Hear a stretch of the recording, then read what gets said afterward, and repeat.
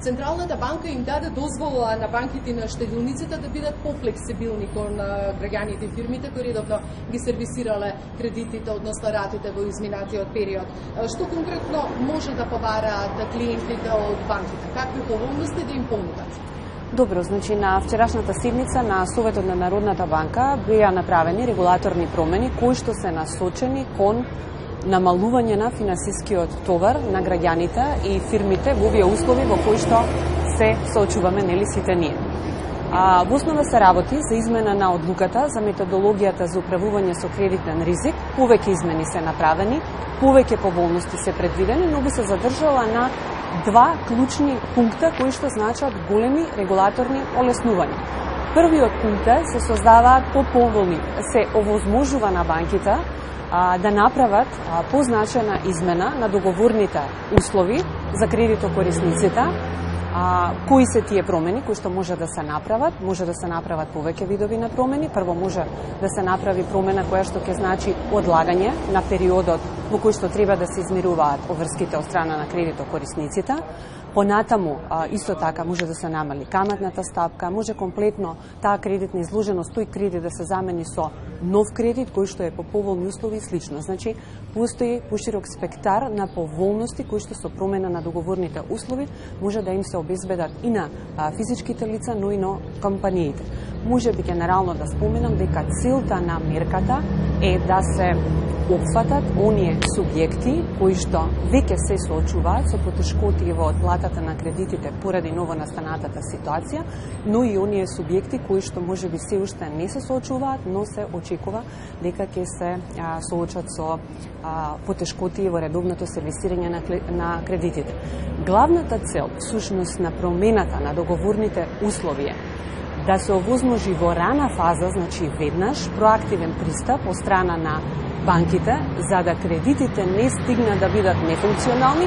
А кога зборуваме за нефункционален кредит, мислиме кредит кој што се сервисира со поголемо задоцнување, односно, според постојната дефиниција, нефункционален кредит значи кредит кој што се плаќа со задоцнување повеќе од 90 дена. Тука сега ние повторно направивме измена и според новата одлука го правиме пофлексибилна дефиниција на тоа што е нефункционален кредит. Наместо 90 дена, сега велиме секое задоцнување над 150 денови ќе се смета за нефункционално. Што значи суштината е постојат бројни поволности кои што ги овозможува самата регулатива во функција на растаретување и на граѓаните и на компаниите, а тоа посредно повторно нели и граѓаните кои што работат во компаниите да се справат со потешкотиите кои што се соочуваат во овој момент. Според првичната информација очекува потекот на другите земји пролонгирана оплата на ратите на кредитите во рок од 3 месеци. Меѓутоа ваков договор не е. Зошто? Добро, ако мислите на законските измени кои што се случуваа во некои од соседните земји, со кои што се прогласуваше мораториум во однос на отплатата на обврските, јас овде би сакала да потенцирам дека Народната банка работи во рамки на своите законски надлежности.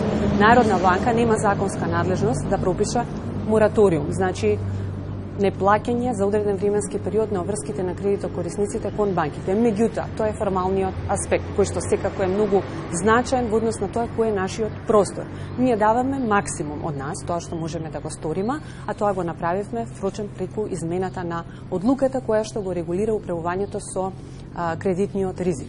Но суштински гледано, она што сакам да го потенцирам, мислам дека овие измени што се направени сега во одлуката за управување со кредитен ризик даваат многу поповолни можности. Значи не се работи само за можност за привремено неплаќање во рок од 3 месеци замрзнување на обврските.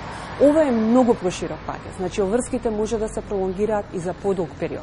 Не зборуваме само за пролонгирање на обврските, зборуваме и за подобрување на условите, можеби месечна рата, каматната стапка. Значи има широк спектар на поволности кои што ги дава нашата одлука и кои што се во суштина излегуваат надвор само од замрзнувањето на плаќањето на обврските во одреден временски период.